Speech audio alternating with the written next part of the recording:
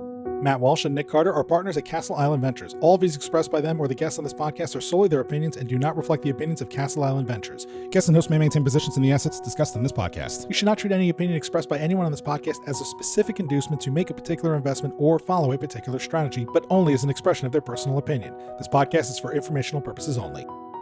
Brought down by bad mortgage investments, Lehman, which has 25,000 employees, will be liquidated. The federal government loans American International Group, AIG, $85 billion. This is a different kind of market, and the Fed is asleep. The federal government is stepping in to stabilize Fannie Mae and Freddie Mac, the two mortgage giants that have been threatened by the housing crisis. The Bank of England has pumped £75 billion more into Britain's ailing economy with a new round of quantitative easing. You print a couple $1 trillion, and all of a sudden, people start to worry. So out of this worry, we have something called Welcome to On the Brink. I'm Matt Walsh.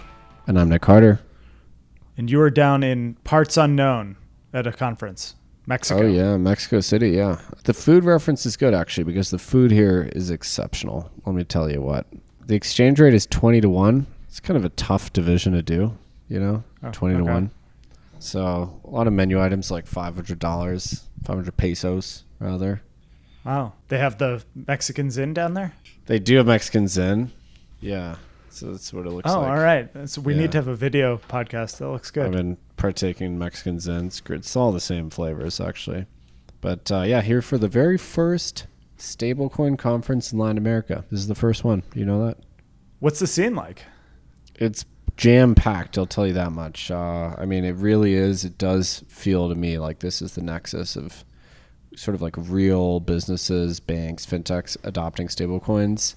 And the quality of attendees here is very good. It's, it's not just like startups and things like that. It's, the biggest payments companies in the world, biggest tech companies in the world are here. So very encouraging as far as LATAM stablecoin adoption is concerned. I mean, I'm always bullish stablecoins, but there's two things this week that made me even more bullish. The first of which was, did you see this story that the former what's the PBOC stand for? The central bank in China. People's Bank of China. People's Bank of China. Maybe, yeah. So the former head of the PBOC basically came out aggressively against stablecoins. My reaction to that is anytime China comes out against anything that's internet related, that's when you buy it. Not that you can buy a stablecoin, and make money, but buy the infrastructure, I suppose. But that's always a good sign. The other thing was that I was having a conversation with a very smart person who was anti-stablecoins. And their position on it was, well, why can't the U.S. banking industry just onboard all of these people that want dollars? And if that's your rebuttal, I mean, we're going to win. Yeah, if that's the anti-stablecoin position, is the banks getting better? The banks are just going to go 24/7, and they're just going to onboard people that have a net worth of $5,000 in sub-Saharan Africa. I just don't see that. Banking that's global, fully interoperable, 24/7, 365, basically free. There's no distinction between deposits one bank and another, permissionless, no onboarding cost. Yeah, if banks could do that, that's true. We wouldn't need stablecoins. I guess that's kind of my conclusion to it too. It's if banks could onboard everybody in the world and that actually made economic sense, and then FedWire was open 24/7, 365 to anyone in the world, I guess we wouldn't need stablecoins. Here's my request for, not request for startup, but request for service, which is a bank that lets me send a wire without making 3 phone calls. Does such a thing exist? I don't know. I ebb and flow on this between wanting a bank that will make it very easy for me to engage online versus a desire for a bank that I need to go in physically and go through one of those clear machines in order to do anything because of all the cybersecurity risks. I've never been inside a bank branch. I've never done banking in person. Wow. I didn't even know that was a thing. People do they physically go to the bank? I mean, I remember in high school and college getting physical checks for my job and having to go into the bank to deposit them. I also don't own a checkbook. I don't know how it works, what it is. It doesn't seem secure. Tell you that much. Private key is on the piece of paper, basically. Yeah, what is that movie, Catch Me If You Can, where he just does check fraud the whole time? Or is it The Talented Mr. Ripley? Or is that both of them? Catch Me If You Can, Frank Abagnale. Abagnale? Was that his name? Yeah. So based on that film, which is my entire understanding and experience with checks, it seems very insecure. Like horrendously insecure. Very, very insecure. I mean, there are parts of the world that never did checks and never will do checks. I don't think checks are big in Europe. They also don't have credit cards for some reason, right? They don't like credit cards in Europe. Oh, is that right? I didn't realize that. It's all debit and prepaid. Oh, well, you can use a U.S. credit card at least over there. But they're allergic to credit. They got to get those points. So, some parts of the world are definitely going to leapfrog and go from highly oligopolistic and non-functional banking systems to just stablecoins, or rather, fintech apps built on stablecoins. And that is what is happening here. Let me tell you what. It's happening. Definitely happening. And then it's sort of, okay, now that you have the dollar on chain, what other assets can you put on chain? And how can you program these things up? So, that is my report from the ground, and very smoggy, actually, Mexico City. I will tell you a lot of smog here. Is the one negative point, but otherwise very good. There is a palpable sense of excitement and also real deployment of stablecoins into the fintech and banking sector. It definitely feels like the epicenter of where the activity is right now. Is there a football game in Mexico City this year? Like American NFL. Football, you mean? Yeah. Don't they usually have a game down there? They do. They have been doing it. Yeah, they do them in London. I think they send the worst teams to London. That's why the Brits are like all Jaguars fans. Yeah, it's always the Jaguars. It's the Jags. No one wants to watch them. Yeah, so they send them the absolute dross of the NFL. I think they've done it in Mexico City. We got to get ready for our fantasy football drafts. That's coming up. The first game of the year is this Thursday, right? I think, next Thursday. Yeah, right after Labor Day. Yeah. I can't wait. I've also been, very unlike me, I've been watching tennis lately. Have you followed the tennis at all? I don't know how tennis works. I have been to the US Open. It's quite fun. So is it just me, or did the US Open become a scene and tickets are 10 times more expensive than they ought to be? I haven't been in 15 years, but it is a scene. I mean, it takes forever to get there. Yeah, so I'm going this Thursday, and the tickets were 5 times more than I thought they ought to be for tennis. Well, you'll have a good time, though. You can get a $25 drink while you're in there. I think tennis is fun to watch, though. The thing with tennis is it just gets dominated by the very top guys. So before it was Djokovic, Federer, and Nadal, and then almost instantly it switched to Alcaraz and Sinner, and no one else ever wins. I don't even understand the rules in the scoring system. Doesn't it go 0, 15, 30, 40? So why not just go 1 through 4? And 0 is called love. I think it's probably an artifact of I don't know. Was it invented by British aristocrats or something? It's probably some weird artifact of where it came from. So if I just follow your progression, you went from pickleball to padel to paddle to tennis? Is that the... Well, I mean, I still don't know how to play tennis, but I'm becoming a fan of the sport. I actually find the Alcaraz Sinner dynamic to be interesting. Okay. So, all right. I'll keep you updated. Can't say I've ever dabbled in that. My recommended sports viewing thing in this week leading up to the NFL is the Jerry Jones documentary on Netflix. It's quite good. What were your takeaways from that? It's just all about the mini dynasty. I say mini dynasty because the only true dynasty is the Pats, the 6, but they won 3 Super Bowls in 4 years. Yeah, I was going to say, did the Cowboys really have a dynasty? Would you say? No, I wouldn't say that's a dynasty. They had a nice little blip, but until the Patriots really took over. Cowboys fans are like Liverpool fans, which is they're very nostalgic for the past when they were good. Yeah, I mean, that's all they have to live for down there in Dallas with the football team's been terrible for a long time. It's awful. They used to win a lot, and there was a lot of drama. I'm feeling good about the Commanders, and I think we're going to get renamed back to the old name. I think we're going to be the Redskins. Oh, is that right? I didn't say that. Trump is pushing for that. Okay, I kind of like the Washington football team. That was a Yeah, good that was little funny. tune. I have a lot of that merch still. That was actually my favorite name era, the no name era. Yeah, just keep it simple. Yeah. Yeah. All right. Well, on the podcast this week, we had Wyatt sat down with Sandy Call, head of digital assets with Franklin Templeton. They've been very active.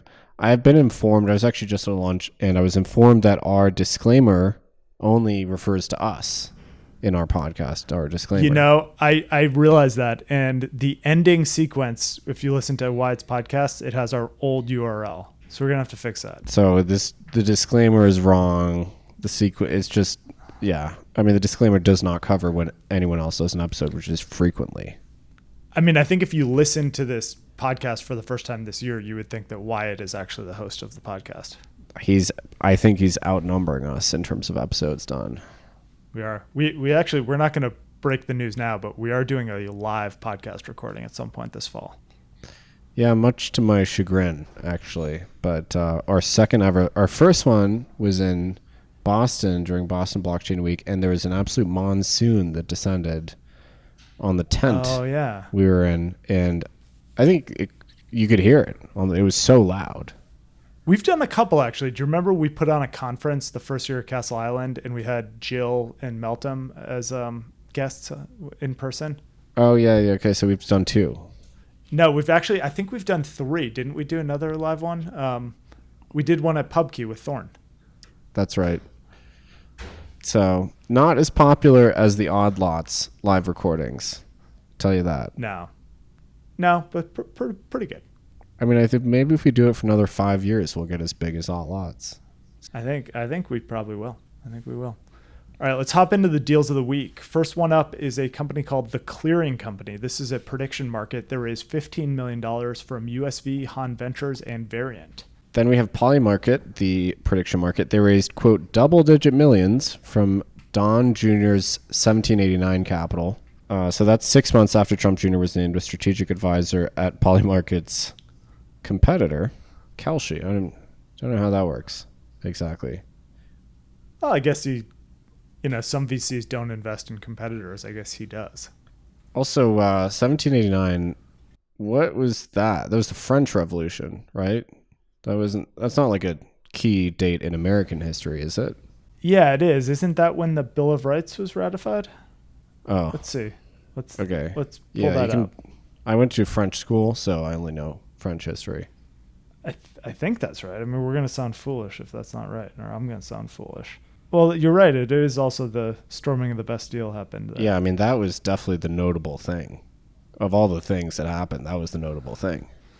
So the new Constitution went into effect in 1789. Okay. First U.S. Congress. Yeah, the Bill of Rights. I was right. So the Bill of Rights went through. So that's just embarrassing for us as far as U.S. history is concerned. Because people forget from 1774 or 6, I don't know exactly when, sort of like, the Brits lost control, de facto control, we had the Articles of Confederation. And no one ever talks about that time. That's true. That's very true. It's just not even brought up. It's like, what? Was it a shameful period? Like, I know it wasn't very successful, but we had a first president before George Washington. We did. There were 6, weren't there? Yeah. 6 other ones? But it was more of a ceremonial role, granted. But anyway, 1789, Constitution ratified, and French Revolution. And that reminds me, last week we had a reference to 13 Books Capital, and we said it was a biblical reference. It's not. And someone messaged me what it was, and now I can't find it. But it wasn't biblical. So ChatGPT, GPT-5 says it has a Masonic context. That's probably not it, if I had to guess. That's not it. So it refers to collections of ritual and philosophical texts in the Masons. It does also it does have a religious context, the Pauline epistles in the New Testament. There's 13 books. Lemony Snicket's A Series of Unfortunate Events consists of 13 books. Probably not that. I'm telling you, it's not only is it not any of those things, but the person that pointed this out is going to be very frustrated that I couldn't pull up this message. There's one last thing. Euclid's Elements is divided into 13 books. It's Euclid's Elements. I'm pretty sure that's what it is. But it could also be those other things. It could be anything. All right, next one up is Rain. This is a stablecoin-powered card provider. They raised $58 million from Sapphire Ventures, Dragonfly, Galaxy, and Samsung. Then we have A Priori. That's a liquid staking provider on Monad. They raised $20 million from Hashkey, Pantera, and Primitive Ventures. Then it's M0, a stablecoin infrastructure company that raised $40 million from Polychain, Ribbit, and Bain Capital Crypto. Then we have Hemi Labs. They're a Bitcoin layer 2. They raised $15 million from Republic, YZI Labs, and Hyperchain Capital. Stargate Finance, a cross-chain bridging protocol, they were acquired for $120 million in a token swap with Layer 0. This was interesting to watch. You don't see a ton of these protocol-to-protocol M&A events.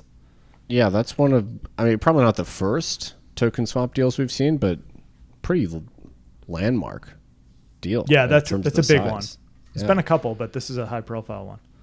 Now is the part of the deal section where we talk about DATs. So we have Sharps Technology, a Solana digital asset treasury company. There is $400 million via private placement from Parify, Pantera, FalconX, Rockaway X, and others. There's a vehicle called Bitcoin Infrastructure Acquisition. It's a SPAC targeting an acquisition, not surprisingly, in the digital asset sector. They filed an S1. They plan to raise $200 million. So that's actually not a DAT, but a SPAC in this case. Well, you could be both.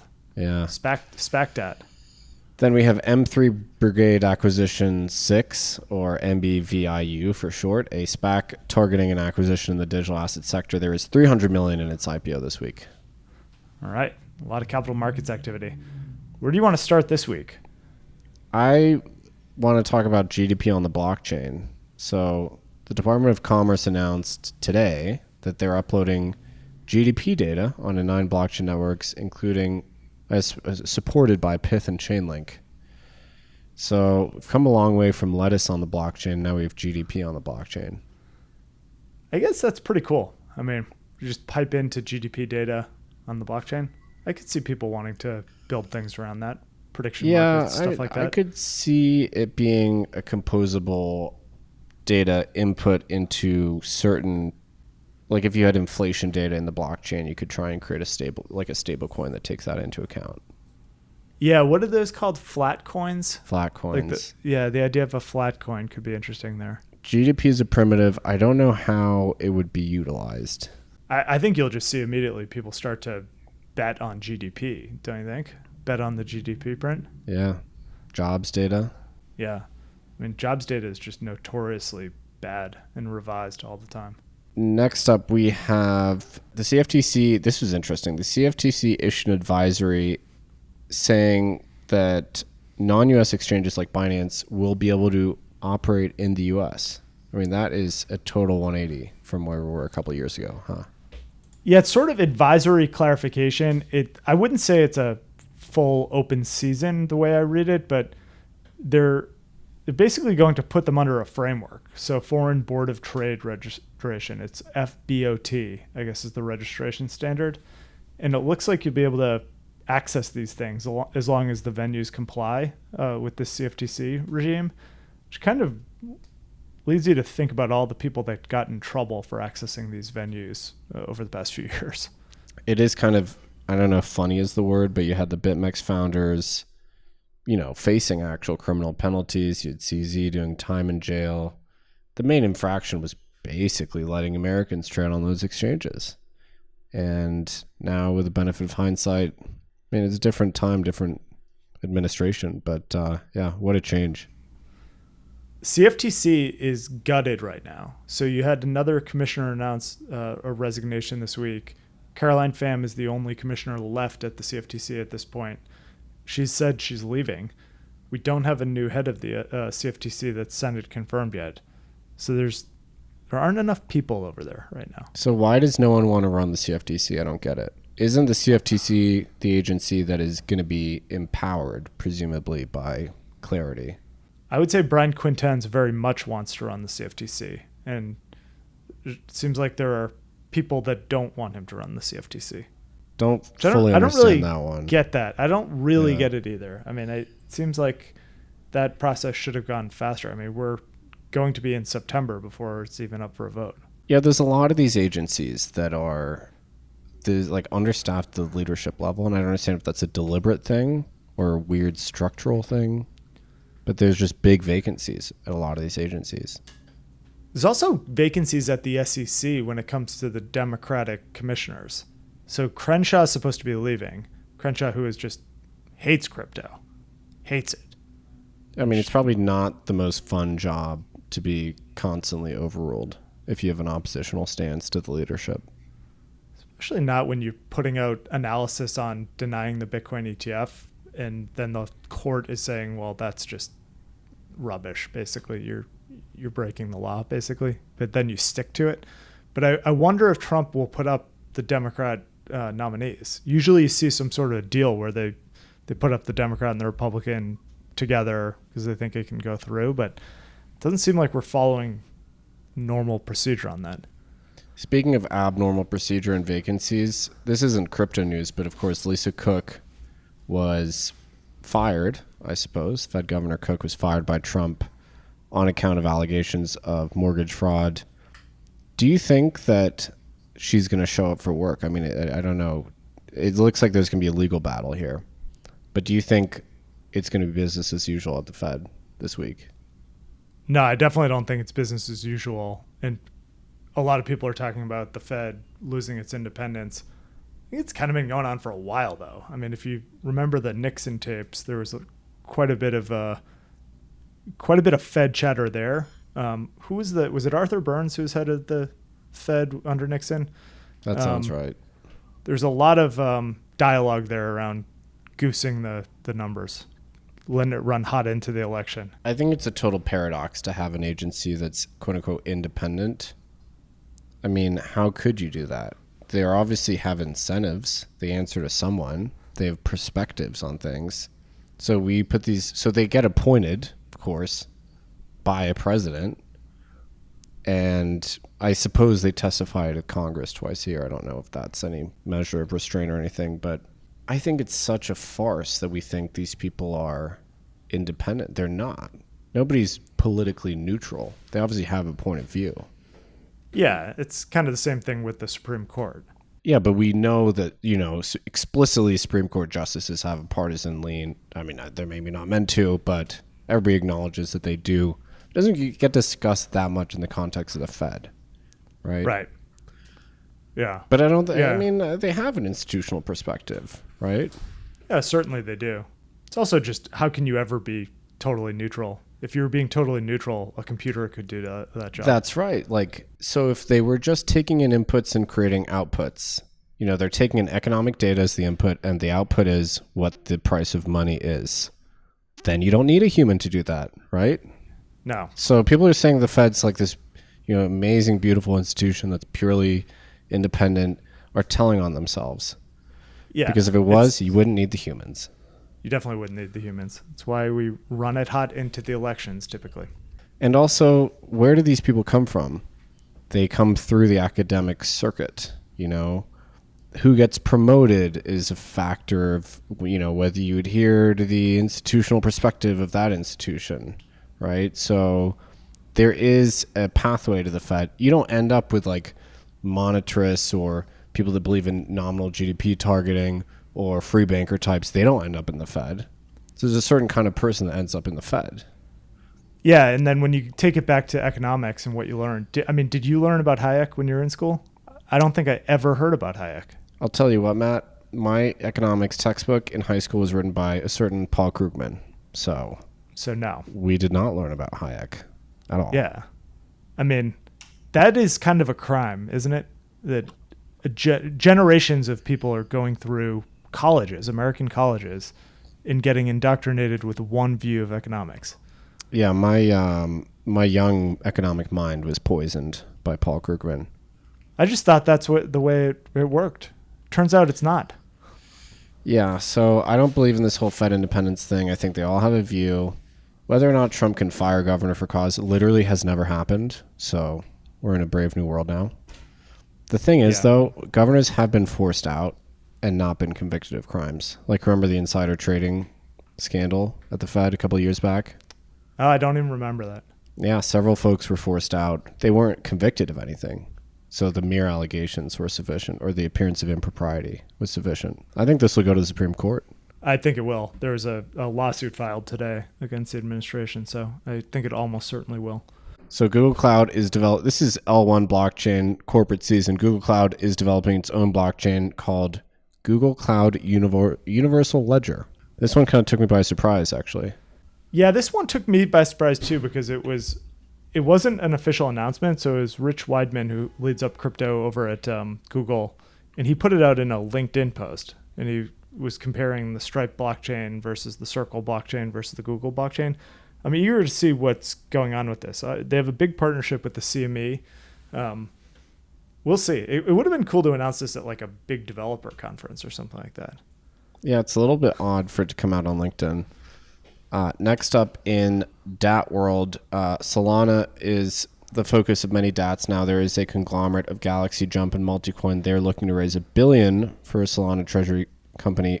Elsewhere, Pantera is raising up to $1.25 billion for a Solana treasury vehicle, which is also separate from Sharp's technology, which they participated in this week. And then in other DAT news, there's something called Windtree Therapeutics. It's a biotech company. Apparently, did we talk about this one? I don't even remember. They are going after a BNB strategy. It has been delisted by NASDAQ. So this shell company has failed to meet its compliance requirements. Probably not going to be the last one we see that does this, is my guess. Yeah, that is a tough one for sure, but it's not that unexpected. This is one of the failure modes of DATs that we have talked about, which is the teams running them just may not know how to operate a public vehicle. They may not have the expertise to do it. This is one thing that can happen. You got to have a really good CFO if you're running a public company. That's sort of baseline requirement, and meet your filing obligations. So Windtree Therapeutics currently trading at 9 cents, down from 75 cents a week ago. What a golden age to be the CEO of a penny stock, huh? Yeah, if you have one, just amazing time to have those shell companies publicly listed. Fielding inquiries left and right. You're a busy person. Tether has announced that they are extending their USDT functionality to Bitcoin by leveraging the RGB protocol. So this is Tether coming home. If you remember, Tether was first launched on Bitcoin in 2014 via the Omni protocol, which I think was deprecated. But the first couple $1 billion of Tether were on Omni. Fun historical fact. Omni was Omni the first ICO? Oh, I think I did some work on this. Mastercoin, I think, was the first ICO, and did that become Omni? I think it did. I think Mastercoin became Omni. Who is it? J.R. Willett? J.R. Willett. Yeah, J.R. Willett. Yeah, he's on LinkedIn. We got to bring the trivia back this year. End of the year trivia. That would be great. I did a trivia quiz, I think in 2020 or 2021. But yeah, I think we should do one, like a really hard one. That was a difficult one back then. I remember that. There's a lot of lore to bring back. There's so much. There's a couple other projects called Omni now too. And the CFTC has announced that they are going to use NASDAQ's Smarts surveillance platform to monitor trading in digital asset derivatives and prediction markets too. This prediction market this whole industry is just changing so rapidly when it comes to prediction markets. I was looking at the Democratic nominees. Newsom is number one. There's a lot of names on there. The Rock is on there, right? The Rock is on there. He's polling in the low single digits. Barack Obama's on there. Mark Cuban's on there. How could Obama possibly? He's already served 2 terms. He's like 99.6% not going to get it. Is that just free money on the other side? You just bet it, but you have to hold forever until the actual election? Until time value money there maybe is the reason that's not 100%. So there was a post by Bukele this week about, I think there's a Kalshi market on how much Bitcoin they were going to buy, and he was kind of jokingly implying he could manipulate the market or, trade on the market and then influence the outcome. My question is there anything prohibiting you from trading on a prediction market and then doing the thing that causes the market to resolve a certain way? That's a perfect Matt Levine article. It is insider trading, right? You can insider that's the definition of insider trading. But I mean, I guess it's kind of valid in a way. Like the market is guessing what you're going to do, and then so of course you acknowledge what you are going to do. I think you have material non-public information. Yeah, I guess the knowledge that's in your own brain is non-public, kind of by definition. Yeah, I would not recommend it, but I mean, I'm sure that happens all the time. Yeah, I mean, I guess it's exactly like an athlete betting on a game and then deliberately losing or something. Yeah, exactly. So that's how you get banned from the NBA. That happens like 3 times a year, right? Yeah. So we do need Matt Levine to weigh in on this one, though. I mean, we have John Stewart here, 4%. Stephen A. Smith, 2%. Tough roster. Zoran is 1%. I don't even think he's eligible, is he? Where's the OC trading? I mean, I'm sure she's on there. She's the number 2. Yeah, I mean, she's old enough 11%. 11%, yeah. I would say Zoran is actually probably pretty good value there. Is he old enough? He has to be 35 by, what is he, 33? He's 33. 35 by 2028. Yeah. Yeah, I guess he is. All right, well, I think that is it for the week. What's going on for Labor Day weekend? Go on a boat, grill up, normal things. What about you? I think I'll just be reading up on DATs, reading some 8Ks.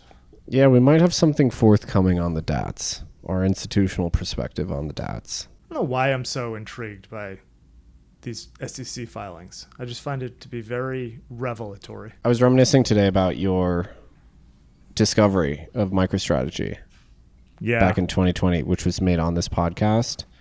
And a friend of mine asked me how on earth you were able to find that. And I said, reading SEC filings is Matt's hobby. It is my hobby. I had a little bit of help on that one, but it is my hobby.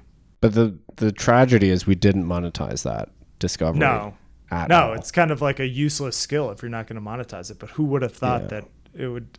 I was under the impression with these treasury companies in the early days that it would just be just a cash substitute, where you just have these publicly traded businesses, eventually the Apples of the world, that would just put a little bit of money into Bitcoin. Maybe that'll still happen, but in typical crypto way, yeah, it started like that with MicroStrategy. They just held a little bit of Bitcoin, but then it just went to, let's just lever this thing as much as we possibly can.